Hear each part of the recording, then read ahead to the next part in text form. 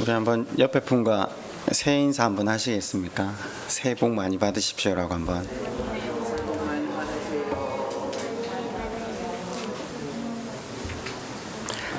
함께 보실 하나님의 말씀은 야고보서 5장 13절로 20절 말씀입니다.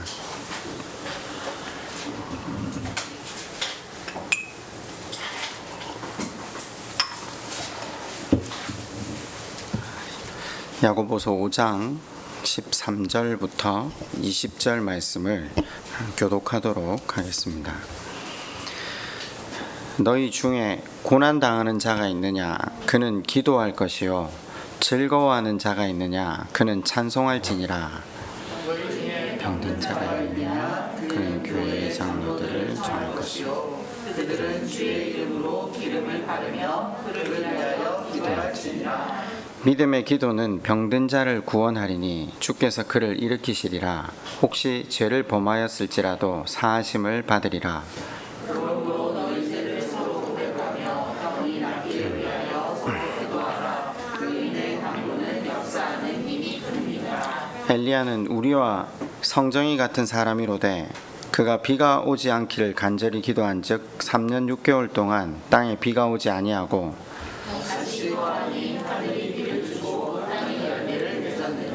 내 형제들아, 너희 중에 미혹되어 진리를 떠난 자를 누가 돌아서게 하면 너희가 알 것은 죄인을 미혹된 길에서 돌아서게 하는 자가 그의 영혼을 사망에서 구원할 것이며 허다한 죄를 덮을 것입니다. 아멘. 23년 새해가 밝았습니다. 올 한 해 변함없이 우리를 선한 길로 인도하실 우리 하나님과 동행하셔서 약속하신 복과 은혜 누리시는 시냇가 교우들 되시기를 주님의 이름으로 축원드립니다. 새해를 맞아 어떤 결심들을 하셨는지 궁금하네요. 네. 방금 장로님 기도하셨던 것처럼 그래도 우리가 또 새해를 맞이하면 한 가지씩 꼭 다짐을 해보지 않습니까? 저희 집에도 어제 저녁에 아이들과 앉아서 그래도 올해 감사했던 것들, 그리고 내년에 또 바라는 것들, 다짐해야 되는 것들을 한번 나누어 보았는데, 제가 몇 가지 이렇게 쭉 한번 살펴보면서 외국, 미국이나 유럽이나 또 우리나라 사람들이나 새해가 오면 결심하고 다짐하는 1순위가 거의 비슷하다는 것을 발견했습니다. 작년 한 해 미국 사람들이 새해 결심 1위가 재정관리 잘하는 것과 건강한 식생활 이렇게 돼 있더라고요. 한국 사람들도 비슷합니다. 건강을 위한 운동, 재정관리, 자기개발. 그러니까 매년 1등과 2등을 다투는 게 재정과 건강. 네. 아마 재정과 건강이 우리 삶에 있어서 얼마나 중요하다는 걸 보여주는 단면이기도 합니다. 그런데 예수 믿는 우리는요, 그보다 더 중요한 다짐을 해야 합니다. 재정, 건강, 가족과의 화목, 이거 중요합니다. 중요한데 부르심을 받은 하나님의 백성들은 달라야 한다는 겁니다. 그런데 이 중요한 것들을 하나님이 도외시하시거나 필요 없다라고 말씀하신 게 아니라 다른 모습으로 먼저 하나님을 구하면 이건 더해 주시겠다고 하셨기 때문입니다. 우리가 추구해야 될 건 이게 아니라 우리는 추구해야 될 것이 이미 하나님 나라가 우리 결심의 1순위로 설 때 하나님께서 이 모든 것을 더 하신다고 그분이 당신의 이름을 걸고 약속하셨기 때문에 조금만 고개를 돌려본다면 우리가 올 한 해를 시작하면서 다짐해야 될 건 세상 사람들과 똑같이 재정이나 건강이나 화목이나 이것이 아니라 하나님과 바른 관계를 맺는 것. 네. 그러기 위해서 예배, 기도, 나눔, 전도 뭐 이걸 좀 구체적으로 이야기하면 뭐 성경 읽기가 될 수도 있고 큐티하기가 될 수도 있고, 그죠? 주일 예배에 안 빠지고 참석하기가 될 수도 있고, 헌금 생활 잘하기, 뭐 봉사하기. 네, 이런 결심이 우리 삶의 1번 순위가 되어야 한다, 지금 이 이야기입니다. 그런데 제가 지금 이런 결심들, 이런 다짐들을 하자라고 신년 설교를 하려는 건 아닙니다. 아닙니다. 지금 우리가 이 신앙의 행위들을 새해에 우리 삶의 우선순위 삼는 건 지혜로운 일인데, 사실 생각해보면요, 지금 우리가 말하는 이 신앙의 행위들은 어떤 목적에 도달하는 거지, 그러니까 수단으로 사용되는 거지 목적 그 자체는 아니라는 겁니다. 제 말이 좀 어렵습니까? 우리가 신앙생활하면서 궁극적 목표로 삼아야 하는 목표가 따로 있다는 겁니다.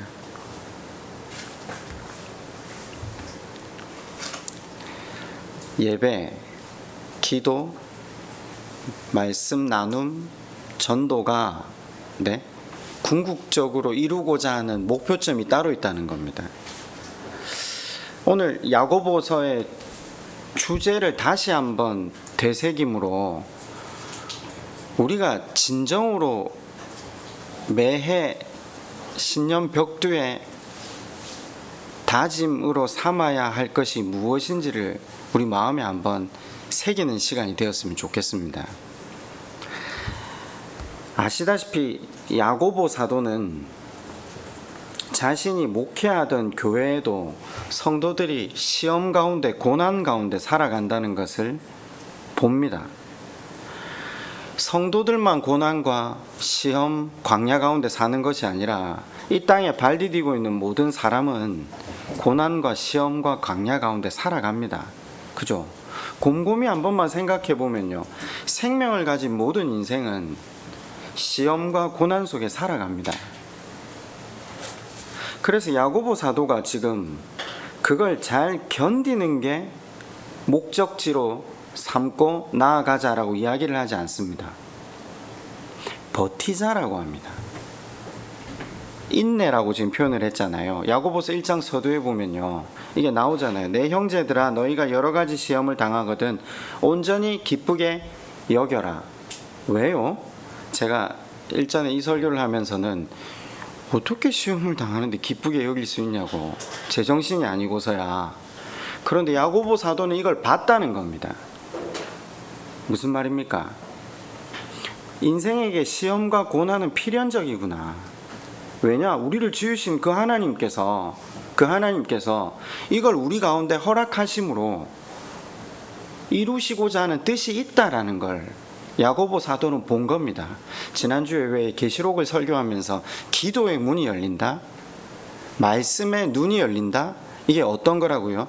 하나님 나라로 불림을 받아서 그곳에서 하나님 시각으로 우리 인생을 보는 것, 우리가 어떻게 인도함을 받고 있는가를 보았을 때 기도의 문이 열린다는 표현을 사용했잖아요. 야고보 사도는 말씀 안에서 눈이 열린 겁니다. 하나님이 왜 인생에게 시험과 고난을 주고 있는가? 여러분, 그걸 물리치기 위해서 기독교를 믿는다면요, 방향이 잘못된 거라는 거죠. 그죠? 그리스도인의 삶의 목표는요, 편안한 삶이나 행복이 아닙니다. 이걸 모르면 야고보서가 이해가 안 되는데 우린 지금 이걸 배우고 있거든요. 그래서 이렇게 설명하잖아요. 야고보서 1장 2절에 이렇게 밝힙니다. 내 형제들아, 너희가 여러 가지 시험을 당하거든 온전히 기쁘게 여기라. 이는 너희 믿음의 시련이 인내를 만들어내는 줄 너희가 알미라. 인내가 뭐죠? 버티는 겁니다. 버티는 것. 그런데 여러분, 제가 이제 야고보서가 계속해서 설교가 되고 있으니까 조금 뒤에 다시 한번 더 설명을 드리겠지만, 여기서 말하는 이 인내, 버틴다는요, 야고보 사도가 궁극적으로 말하고자 하는 누림입니다. 버티는 건 누림이라고 이야기를 하고 싶은 겁니다. 전도서 큐티를 하신 분들, 어제 전도서가 끝났잖아요. 전도서가 끝나면서 전도자는 이제껏 모든 것이 무용하다, 헛되다는 걸 이야기했지만 하나님 그분을 두려워하고 경외하는 사람은 이 땅의 모든 시간이 그에게 누림이 된다라고 합니다. 한편으로 보면 버티는 것 같지만 하나님 그분께 온전히 자기의 삶을 의탁한 사람들은요, 그 버팀이 누림이 된다는 것을 전도서는 역설적으로 이야기하고 있는 겁니다. 야고보서도 똑같습니다. 저는 야고보서 설교를 하면서 여러분들이 이걸 깨달은 은혜가 있었으면 참 좋겠습니다. 버티는 게 아니라 누림으로 갈 수 있다는 겁니다. 시련과 고난이 하나님 계획 가운데 있기 때문입니다.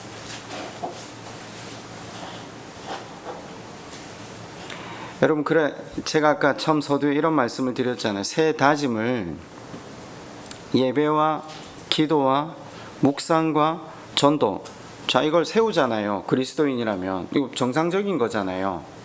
근데 왜 제가 이게 수단이 바른 목적을 향해서 세워지지 않으면 이게 무용하다는 걸 지금 이야기하려고 하는 거거든요. 무슨 말인가? 내가 지금 고난과 내게 닥쳐온 이 시험 광야를 물리치기 위해 내가 원하는 걸 이루기 위해 예배, 기도, 묵상, 전도를 내 삶의 1순위로 세웠다. 그러면 예수님과 반대 방향으로 가는 겁니다. 바리새인과 서기관의 삶으로 나아가는 겁니다. 왜 교회 밖의 사람들도 시험과 고난을 물리치기 위해 점쟁이나 무당한테 가잖아요. 그런데 하나님 예수 그리스도를 믿으면서도 하나님의 의도를 모르고 신앙생활을 한다면 예수님이 늘 그러잖아요. 세상 사람이나 바리새인이나 서기관이 다르지 않다고요. 저는 가끔 그런 생각을 한 번씩 합니다. 교회 안의 사람들이 교회 밖의 사람들과 별반 차이가 없구나. 여러분, 어떤 사람이 크리스찬 같습니까? 어떤 사람이 성경이 말하는 진짜 크리스찬입니까? 우리 이제까지 배웠는데 항복한 사람을 진짜 크리스찬이라고 성경은 말합니다. 자기를 부인한 사람, 자기의 본질을 대면하고 자기 모습으로는 주님 나라를 이룰 수 없기 때문에 주의 십자가를 온전히 붙든 사람. 그래서 지금 나로서는 구원을 이룰 수 없음을 인정하고 하나님께서 그런 나를 하나님 나라 이루시기 위해 고난과 시험을 통과하게 하시구나. 그러면 그 사람은 그 인내와 버팀이 하나님을 오해하지 않는 순간, 하나님의 의도를 아는 순간 누림이 되기 시작합니다. 어떤 사람이 누릴 수 있냐고요? 나를 대면한 사람, 내가 강도 만난 자임을 절감한 사람, 그래서 주님밖에 붙들 이가 없는 사람, 주님 앞에 양이 된 사람, 주님의 인도하심을 따라가기 시작한 사람, 그 사람은요, 고난과 시험과 광야가 버팀이 누림이 되기 시작합니다. 왜냐하면 주님 품 안에서 주님이 목자가 되셔서 주님이 인도하시는 대로 걸어가기 시작하는 것이거든요.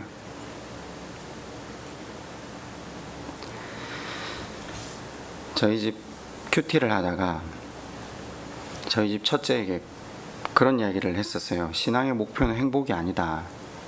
고난이나 시험을 물리치는 게 아니다 하니까 우리 집 첫째가 정확하게 다시 저에게 말을 되돌려 주더라고요.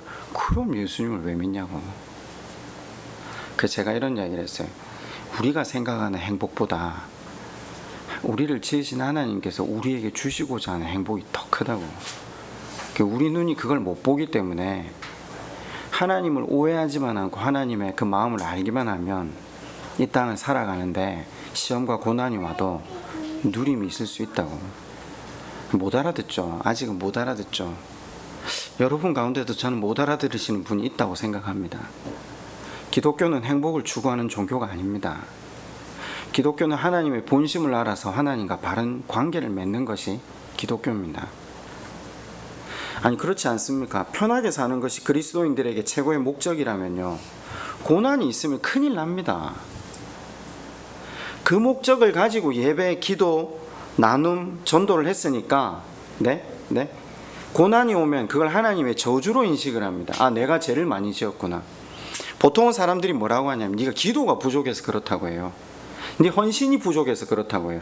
목표가 잘못 설정되어 있다니까요. 새해마다 예배드리고 기도하고 나눔하고 전도하겠다 결심은 하지만 목표가 잘못되어 있으면요, 이 수단이 힘을 발휘하지 못하는 겁니다. 인생에 고난이 왜 있다고 생각하셨죠? 하나님 말 잘 안 들으니까. 잘 들으면요, 상급 있다고 다들 생각하지 않았습니까?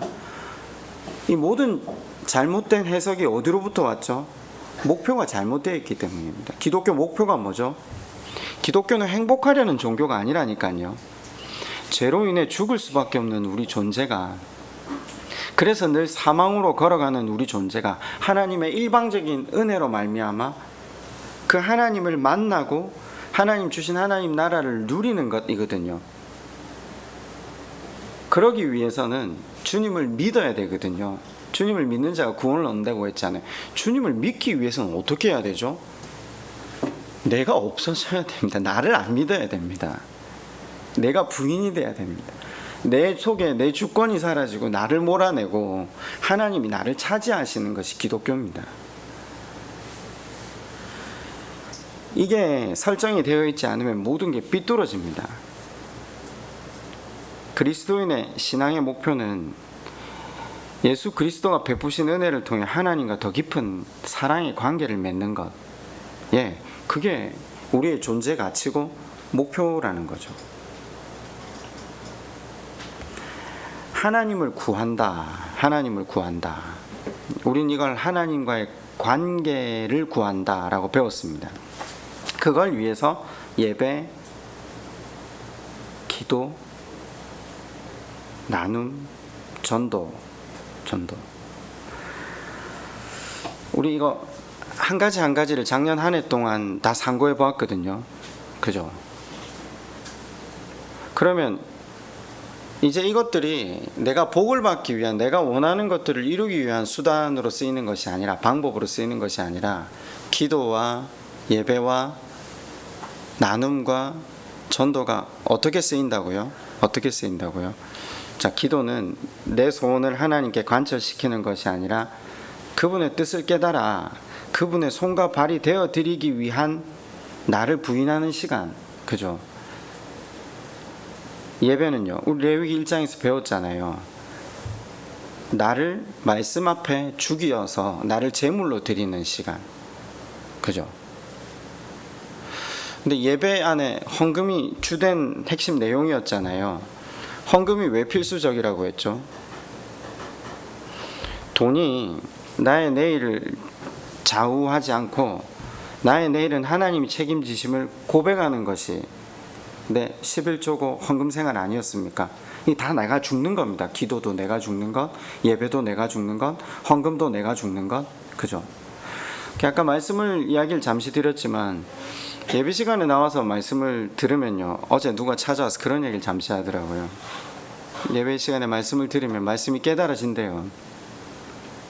근데 제가 그랬어요. 문 열고 나가면 잊어버리지 않냐 이랬더니 문 열고 나갈 때까지는 기억을 한대요. 근데 삶이 시작되고 나면 잊어버린대요. 그래서 자기가 자기 부인하고 이 말씀을 좀 나누고 말씀의 내용들을 좀 새기려고 했는데 그게 너무 어렵다고 이야기를 하더라고요.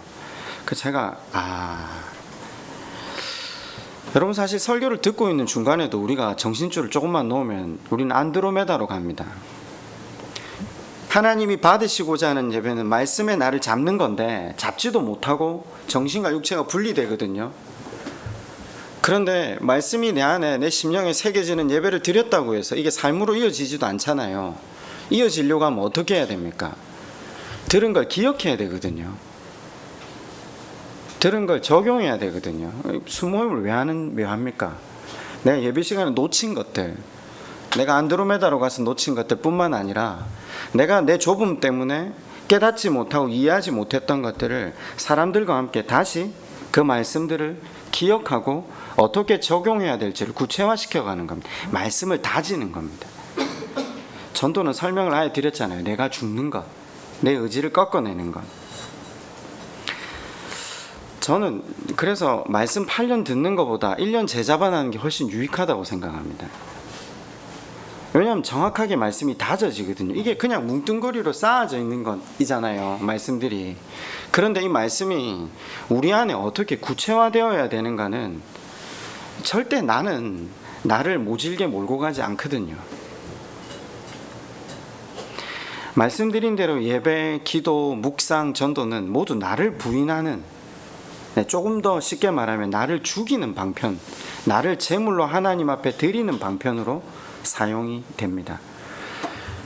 여러분에게 지금 기도, 나눔, 예배, 전도가 자기 부인으로 사용되고 계십니까?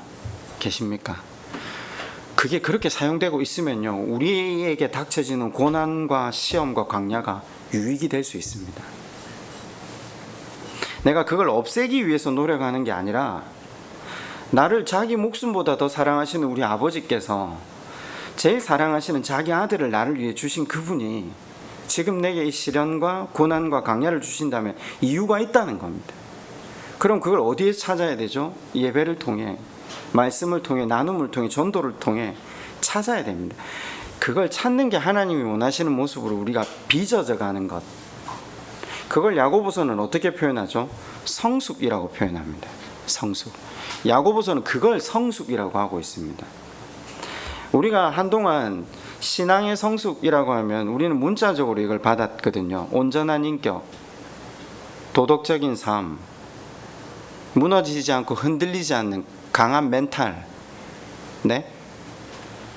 그런데 성경은 한 번도 도덕적인 측면에서 성숙을 이야기하려고 한 적이 없었거든요. 우리가 그렇게 받은 거죠.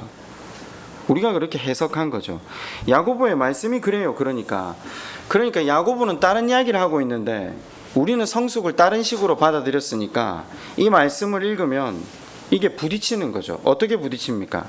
야고보서는 이렇게 말하죠. 사랑하는 형제들아, 우리가 그 사랑을 알았으니 조금 더 참고 조금 더 인내하며 그분의 뜻을 살펴 다른 형제들을 배려하고 감싸고 이해해주자. 머리로만 아는 신앙이 아니라 이제 삶으로 실천하는 참 믿음을 가지자. 제가 성숙을 도덕적인 측면에서 온전함을 이루어가는, 그러니까 흔들리지 않는 멘탈을 이루어가는 것으로 생각했을 때는요, 성경을 읽으면 읽을수록 이건 갈 수 없는 구간이라는 생각을 여러 번 했습니다. 그리고 조금씩 나이가 들어가면서 제가 죄송한데요, 올해 그 법이 바뀌면서 한 살이 지금 내려간다는 이야기가 있잖아요. 결코 50에 도달할 수 없는 은혜를 누리는가?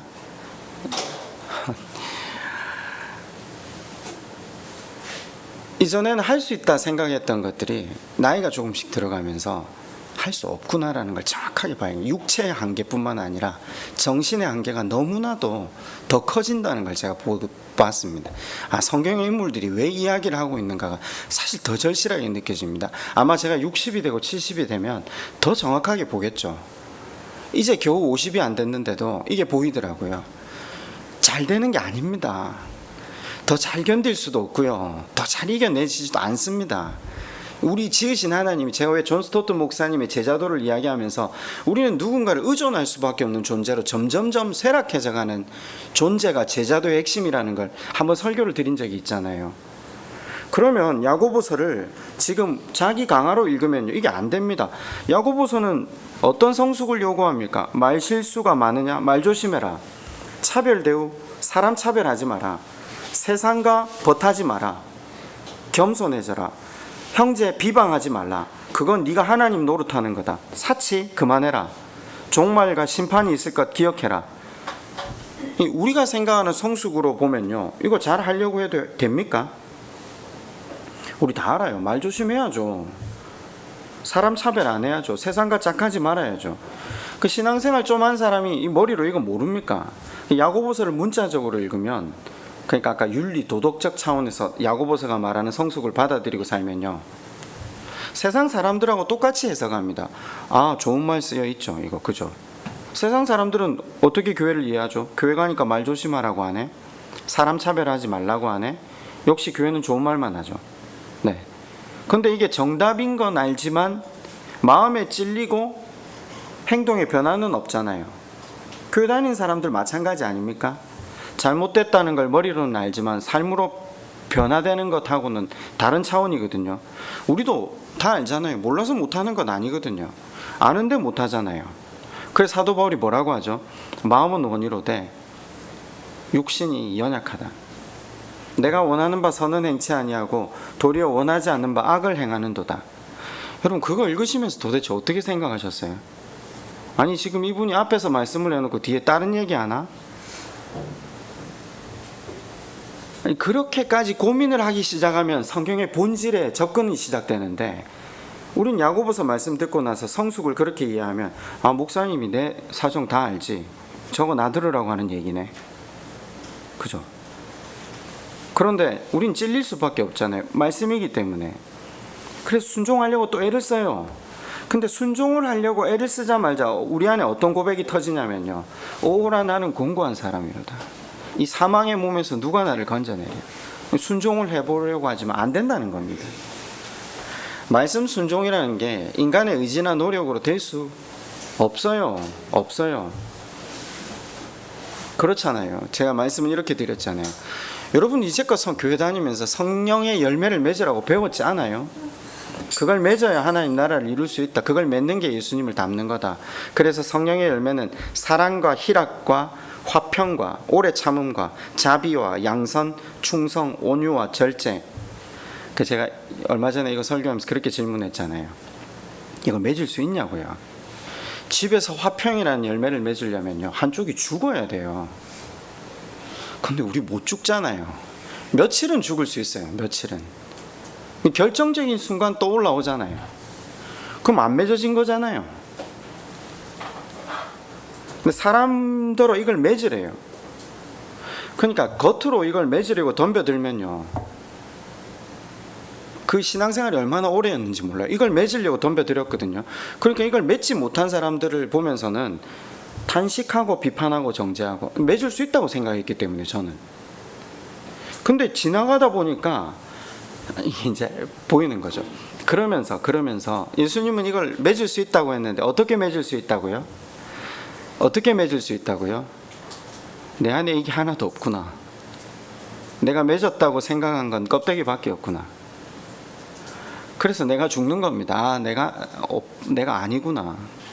내가 죽은 가지가 돼서 땅바닥에 떨어졌는데 주님께서 나를 들어서 주님께 접붙여 주심으로 드디어 이 열매가 맺어진다고 했어요. 말씀을 여러 번 드렸는데, 내가 죽을 때, 내가 나를 포기할 때, 내가 내 주권을 내려놓고 하나님이 내 안에 주권을 차지하실 때 그렇게 표현을 했는데, 자, 야고보서 지금 제일 마지막에 이 이야기를 하고 있는 겁니다. 지금 앞에 설명한 이 모든 일이 열매잖아요. 방금 성령의 열매와 똑같은 이야기들이거든요. 그게 맺어질 수 있는 방법이 있다 하면서, 그게 신앙의 성숙인데, 신앙의 성숙을 이루려면 뭘 해라? 기도해라. 지금 그 이야기입니다. 이 설교를 2022년 2월에 설교를 했습니다. 야고보서를 시작하기 전에 본질이 뭔가에 대해 설명을 하려고 이걸 이야기를 했거든요. 그때는 좀 세세하게 본문을 주회를 했다면, 오늘은 지금 새 신년 벽두에 우리가 다시 다짐을 해야 되지 않습니까?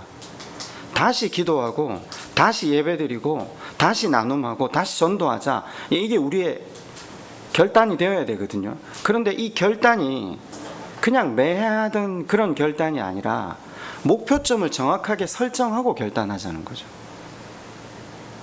야고보 사도는 지금 여기에서 이걸 이룰 수 있는 방법으로 성숙을 이야기하면서, 그 성숙은 기도라고 이야기를 합니다. 야고보서에 나오는 여기 기도는 자기 강화가 아닙니다. 자기 부인으로서의 기도입니다. 내가 깨달은 것을 살아내는 것이 참 믿음이라고 야고보서가 설명을 했거든요. 그게 성숙한 믿음이래요. 그런데 내가 깨달은 것을 내가 살아내는 것까지는 내 결단으로 할 수 있는 일이 아니라는 거죠. 왜? 세상에서 가장 먼 길이 머리에서 손끝이라는 표현을 자주 쓰잖아요. 그 머리에 생각한 것들이 손끝, 발끝으로 이어지게 할 수 있는 방법은 성령의 도우심 받기다. 지금 그 이야기를 합니다. 저는 교회 다니면 성령의 도우심 하면 늘 뻔한 이야기라고 생각했거든요. 아니요. 기도를 할 때 자기 강화로 사용하시지 말고요, 자기 부인으로 사용하시면 성령이 도우시겠다고 약속을 하고 계신다니까요. 마태복음 7장 7절 이하가 구하라 주실 것이요, 두드리라 열릴 것이요, 찾으라 찾을 것이라는 이유가 기도가 어떻게 사용될 때 우리 안에 역사하는 힘이 크다고요? 기도가 자기 부인으로 사용될 때요. 근데 우리는 기도를 자기 부인으로 사용하지 않아요. 내가 기도를 몇 시간 했다, 그죠? 내가 오래도록 새벽 기도를 쌓았다, 금요철을 몇 년 다녔다, 기도에는 그레이드가 있다, 적어도 금식을 하면서 기도해야지. 아니 며칠 아니고 40일은 해야 금식했다고 하지. 지금 이건 전부 다 기도를 자기 부인으로 사용하지 않는 겁니다. 그래서 제가 기도가 뭔가 금식까지 다 설명을 하는데 반년을 할애했습니다. 반년 동안 이 기도에 대해서 설명을 계속 한 겁니다. 기도는 자기가 죽는 겁니다. 근데 반대로 사용을 하거든요. 대한민국이 세계의 많은 교회가 이 기도를 반대로 사용한 겁니다. 그러니까 야고보서는 지푸라기 복음이라고 합니다. 성경에 하나님께서 우리에게 하신 말씀이 지푸라기가 어디 있고, 어떤 거는 어떤 말씀보다 더 위에 있는 말씀이 어디에 있습니까? 우리가 이해를 못한 탓이죠. 지금 야고보서는 결론적으로 성숙에 이루는 유일한 방법은 기도라고 하면서, 그 기도는 철저히 자기 자신을 부인하는 과정으로서 기도를 이야기합니다. 그러니까 이런 기도죠. 하나님, 내 노력으로는 안 됩니다. 내 의지로 시도해보고 또 시도해봤는데 저번에도 내가 이런 죄인이라고 지적해 주셔서 제 마음이 얼마나 찔려서 노력을 했는데 그런데도 제가 안 됩니다. 하나님, 저는 안 됩니다. 성령님 도와주십시오. 여러분, 이게 내 주권을 포기하는 기도입니다. 이 반복이 거듭되는 기도해 보신 적 있습니까? 그래야 내가 죽고 성령이 내 안에 주권을 행사하실 수 있습니다. 성령이 역사하시는 기도가 되려면 내가 죽는 기도가 돼야 되거든요. 비껴나야 됩니다. 그 기도로 나아가는 것이 성숙이라고 지금 야고보서 마지막에 우리한테 이야기를 하는데, 제가 그랬잖아요. 우리는 사실 이쪽으로 안 가려고 합니다. 그래서 성경이 지금 뭐라고 하죠? 꼬우는 거라고 했잖아요. 우리의 제일 관심 있어 하는 건 뭐죠? 우리 제일 관심 있어 하는 거, 병 낫는 거. 쉽게 말하면 병 낫는 거, 우리 소원이 이루어지는 거, 지금 그걸 이야기합니다. 그런데 야고보서 맨 마지막 부분 5장 19절과 20절에는 진리에서 떨어진 사람들, 지금 두 가지를 예를 들고 있거든요. 이유가 뭐죠? 왜 우리가 제일 절박할 때가 이겁니다. 우리 식구들 가운데 예수를 믿지 않거나 나로 인해서 진리에서 떨어져 나간 사람들, 그 사람들이 예수만 믿을 수 있다면 우리 뭐든지 다 할 수 있잖아요. 하나님 그걸 아시는 겁니다. 그것도 이룰 수 있다, 지금 그 이야기입니다. 그것마저도 이룰 수 있다. 우리를 꼬우는 겁니다. 어떤 기도를 하면? 의인의 기도를 하기만 하는. 5장 13절로 한번 가보실래요? 너희 중에 고난당하는 자가 있느냐? 그는 기도할 것이요. 즐거워하는 자가 있느냐? 그는 찬송할지라.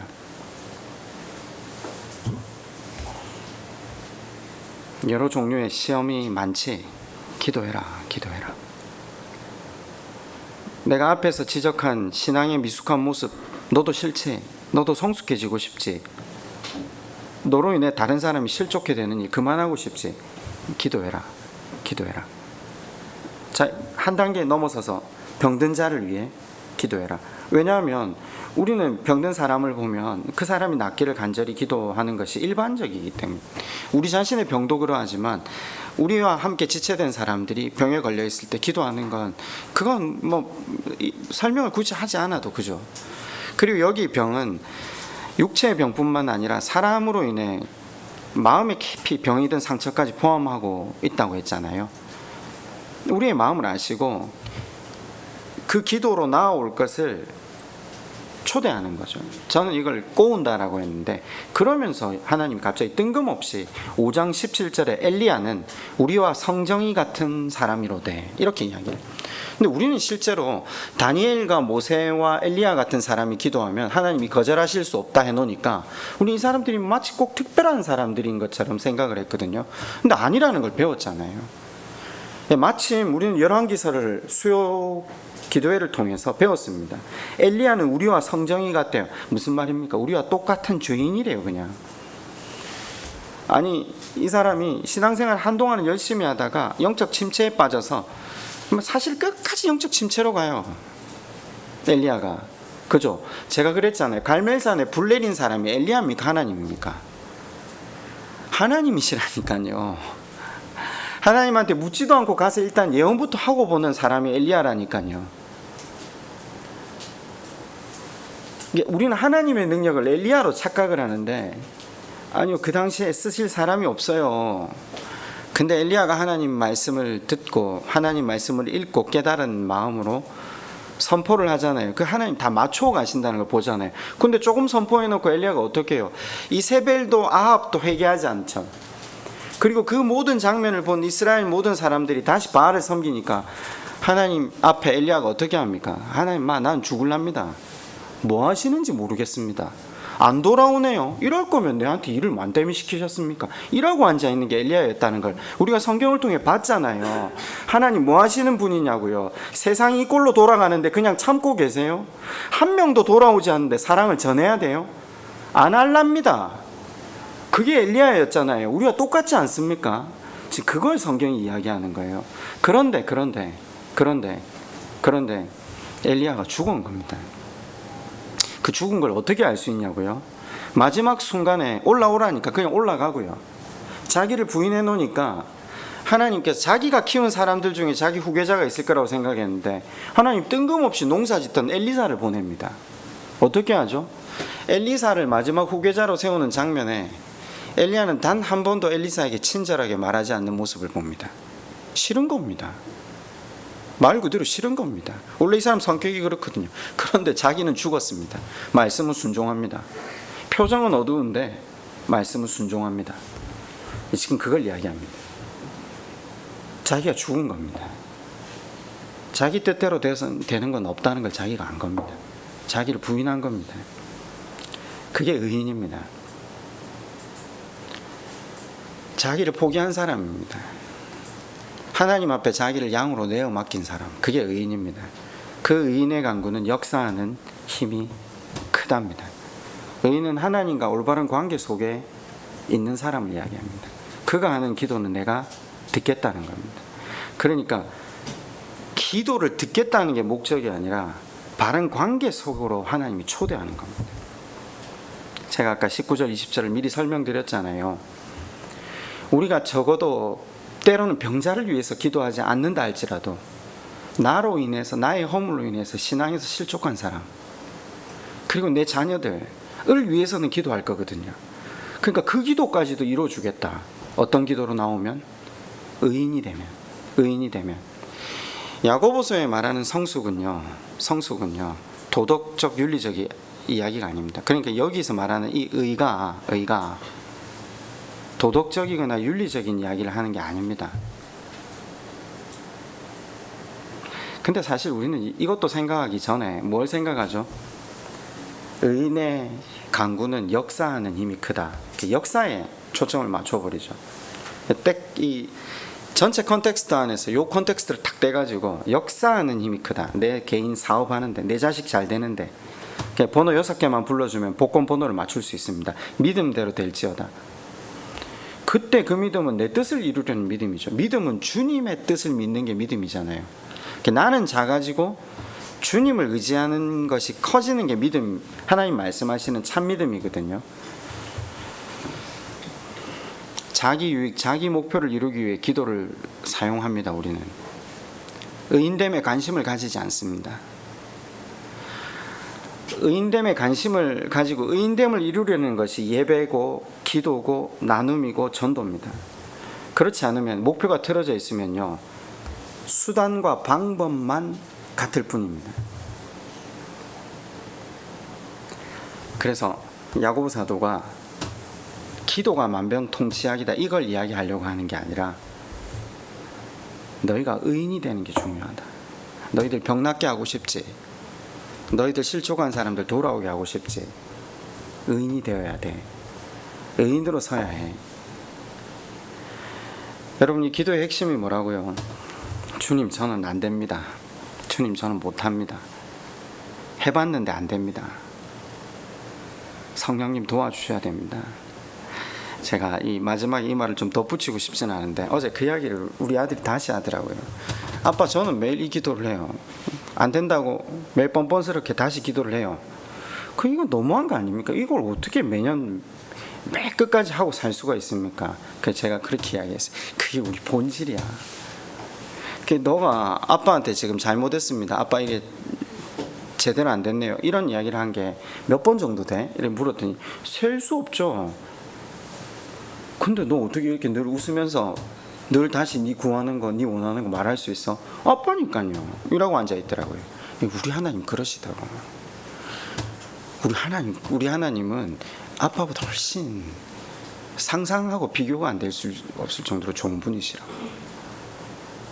그래서 그분 앞에 기도함으로 나아가면 된다고. 근데 달라고 기도하는 것도 좋은데 자기를 부인하는 기도, 내 계획대로 되는 게 없습니다. 내 열심과 내 수고가 성공을 보장하지 못합니다. 주님 도와주십시오. 기도는 죽는 겁니다. 기도는 죽는 겁니다. 여러분, 참된 성숙은 자기 부인으로 가는 것임을 야고보서가 우리에게 요청하고 있는 겁니다. 성숙의 목적은 그죠? 미숙을 인정하고 늘 있을 수밖에 없는 부족함을 성령의 도움에 맡기는 겁니다. 우리는 성숙을 자꾸 완전해지고 흔들리지 않는 인격, 제가 흔들리지 않는 멘탈이라고 했는데 아니요. 성숙은 미숙의 부재가 아니라 미숙의 수용입니다. 완벽하게 자신만만한 표정으로 살아가는 모습이 아니라 자기의 미숙함을 발견하고 자기의 가슴을 치는 회개와 눈물 속에 있는 것이 성숙입니다. 상한 심령으로 하나님 앞에 나아가는 사람을 성경은 성숙이라고 부릅니다. 신앙생활을 얼마나 했냐 이게 중요한 게 아니라 그런 상한 심령, 그 성숙으로 나아갈 수 있는가 아닌가, 그게 우리 가운데 중요하다는 거죠. 여러분, 말씀을 맺읍시다. 올 한 해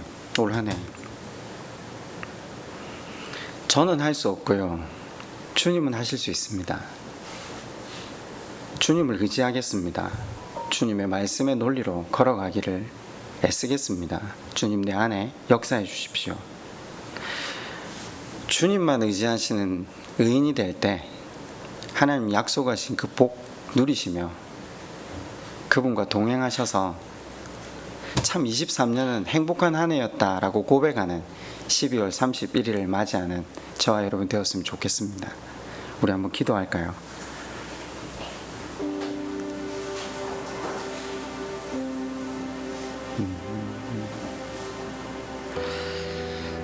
어릴 때부터 교회를 다니면서 저는 교회로부터 요구받은 게 선한 영향력을 끼치자였습니다.